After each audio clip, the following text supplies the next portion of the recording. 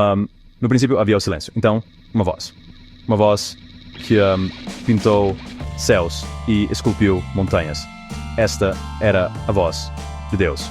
Ele falou e a luz surgiu. Ele ordenou. E os oceanos se reuniram. Ele criou cada criatura viva, do menor inseto à maior baleia. Cada uma era um testemunho do seu poder. Uma obra-prima do seu design. Mas então, ele fez algo verdadeiramente profundo. Ele pausou. Ele olhou para o mundo que havia feito, um mundo repleto de vida e beleza, e decidiu que precisava de um guardião. Precisava de um reflexo de si mesmo. Este foi um momento de intenção divina, um sopro sagrado antes da maior criação. E assim, Deus formou o homem. Não de poeira estelar ou energia cósmica, mas do próprio pó da terra que ele acabara de soprou por seu próprio fôlego, o fôlego da vida, nesta forma. Naquele único e santo momento, o homem se tornou uma alma vivente. Adão não era apenas mais uma criatura, ele era diferente. Ele foi feito e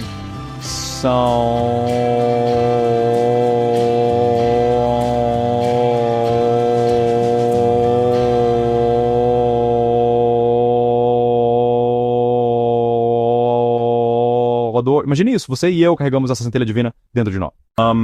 Após a tristeza do Éden, veio a realidade de um mundo caído. Adão e Eva tiveram filhos, Caim e Abel. Um caminho levou à inveja e à violência, outro à oferta fiel. A primeira família foi fraturada pelo pecado. No entanto, Deus não deixou a luz se apagar. Ele deu a Adão e Eva outro filho. Seu nome era Sete. E a Bíblia nos diz que com o nascimento de Sete, as pessoas novamente começaram a invocar o nome do Senhor. Uma centelha de esperança foi reacendida. Este não foi apenas mais um nascimento. Foi o início de uma genealogia sagrada. Um fio de ouro tecido pela mão de Deus na tapeçaria da história humana. Uma linha de promessa havia começado.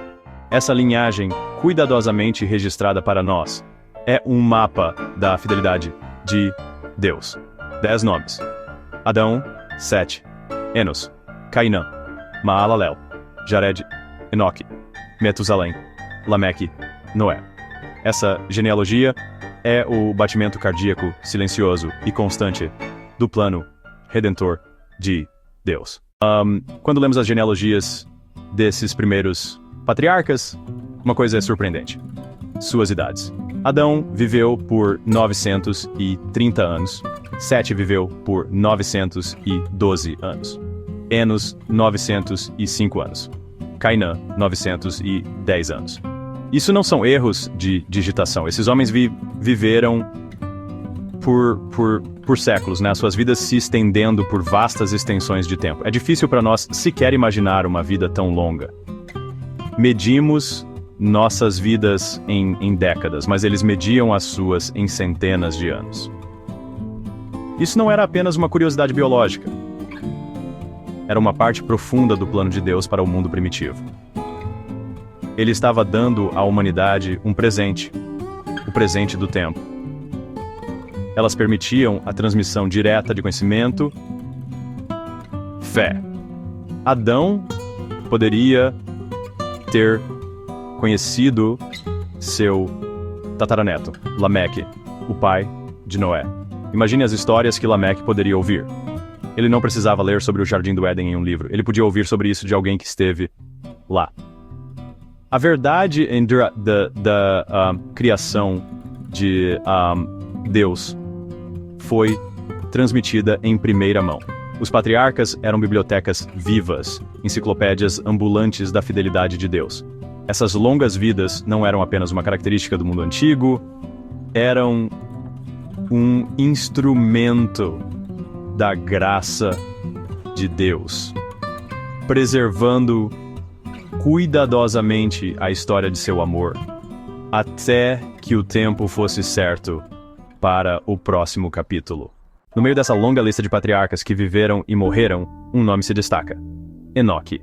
A Bíblia nos dá um resumo simples, mas profundo de sua vida. Enoque andou fielmente com Deus. não diz que ele construiu uma grande cidade, ou venceu uma grande batalha. Não lista suas realizações ou seus bens. A coisa mais importante a saber sobre Enoque era a natureza de seu relacionamento com seu Criador. Ele andou com Deus. Isso implica uma comunhão diária, uma companhia constante. Sugere uma vida de intimidade, confiança, obediência. Enoque não visitava Deus apenas em ocasiões especiais, ele vivia cada momento em sua presença. Depois de 365 anos andando com Deus, a Bíblia diz, ele não foi mais encontrado, pois Deus o levou. Não houve doença, nem sepultura, nem luto. Um dia, ele estava andando com seu melhor amigo, e no dia seguinte, ele simplesmente seguiu em frente, direto para a eternidade. Sua partida não foi um fim, mas uma continuação da caminhada que ele já havia começado. A história da humanidade após a queda é, de fato, um conto de duas linhagens começando com dois irmãos. Caim e Abel. Após o trágico ato de fratricídio de Caim, ele foi expulso, marcado e errante. Ele construiu uma cidade e fundou uma civilização. Seus descendentes eram conhecidos por suas realizações terrenas. Eram artesãos músicos e inovadores na metalurgia. Construíram um mundo para si, um mundo impressionante para os padrões humanos. No entanto, sua história é marcada por orgulho, violência e uma crescente distância de Deus. Em forte contraste está a linhagem de Sete. Quando Sete nasceu, Eva disse, Deus me concedeu outro filho em lugar de Abel, já que Caim o matou. A linha de Sete era a linha de substituição, a linha de restauração. Foi através de sua família que a herança espiritual seria levada adiante. Enquanto os descendentes de Caim construíam cidades terrenas, os descendentes de Sete invocavam o nome do Senhor. A linhagem de Sete é a linhagem messiânica. É o fio sagrado que Deus protegeu e guiou, levando, em última instância, ao nascimento de Jesus Cristo. É por isso que sua genealogia é tão cuidadosamente preservada nas Escrituras. Não é apenas uma árvore genealógica. É a história da salvação sendo transmitida de geração em geração. Entre todos os patriarcas com suas vidas incrivelmente longas, um homem detém o recorde. Seu nome é Metusalém. Ele viveu por impressionantes 969 anos. Quase um milênio. Ninguém na história registrada viveu mais. Seu nome se tornou sinônimo de longevidade. Ele era uma ponte viva que conectava o tempo de Adão aos dias de Noé. Ele era filho do justo Enoque e avô do fiel Noé. Sua vida foi um testemunho da incrível paciência de Deus. Mas há mais em sua história do que apenas o número. O próprio nome Metusalém é considerado portador de um significado profético. Muitos estudiosos sugerem que significa quando ele morrer será enviado. Pense nisso. O que seria enviado? O juízo, o dilúvio. Seu próprio nome era uma profecia, um sinal de alerta erguido para o mundo ver. Por 969 anos, enquanto Metusalém estava vivo, o juízo de Deus foi retido. Sua vida era um símbolo da graça longânime de Deus. Uma pausa?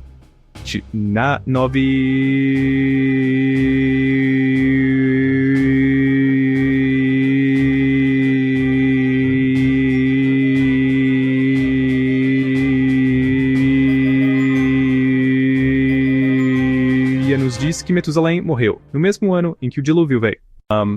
Após a longa vida de Metusalém, veio seu neto, Noé. O mundo em que Noé nasceu era um lugar sombrio e aterrorizante. A Bíblia o descreve em termos claros. O Senhor viu que a maldade do homem se havia multiplicado na terra, e que toda a inclinação dos pensamentos do seu coração era continuamente má. Foi nesse mundo sombrio e sem esperança que Noé nasceu. Seu pai, Lameque, olhou para seu filho recém-nascido e lhe deu um nome cheio de anseio. Ele o chamou de Noé, que significa descanso, conforto. Lameque disse: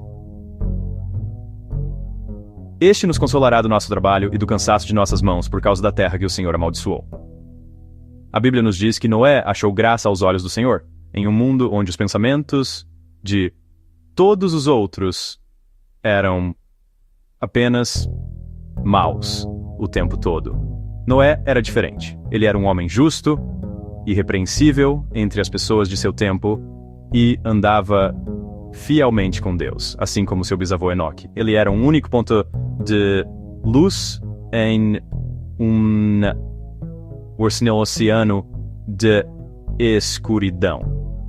Noé é um poderoso símbolo de esperança, provando que a graça de Deus pode encontrar e preservar um coração justo, mesmo em meio à corrupção avassaladora. Enquanto o mundo mergulhava ainda mais no caos, Deus falou com o único homem que ainda estava ouvindo. Ele falou com Noé. Revelou seu plano de julgamento, o dilúvio que cobriria toda a terra. Deve ter sido uma mensagem aterrorizante de se ouvir. Mas, no mesmo fôlego, ele forneceu as instruções para a salvação. Ele disse a Noé para construir uma arca, uma embarcação maciça de madeira, selada com piche, com cômodos internos, um telhado e uma única porta. Era uma ordem estranha e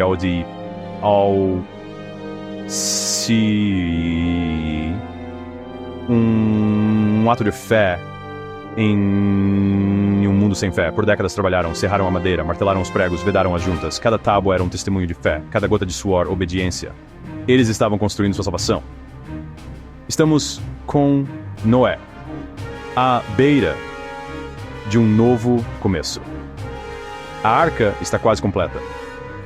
Mas dentro da arca há esperança. A porta da arca está aberta. Um convite de graça antes que as chuvas caiam.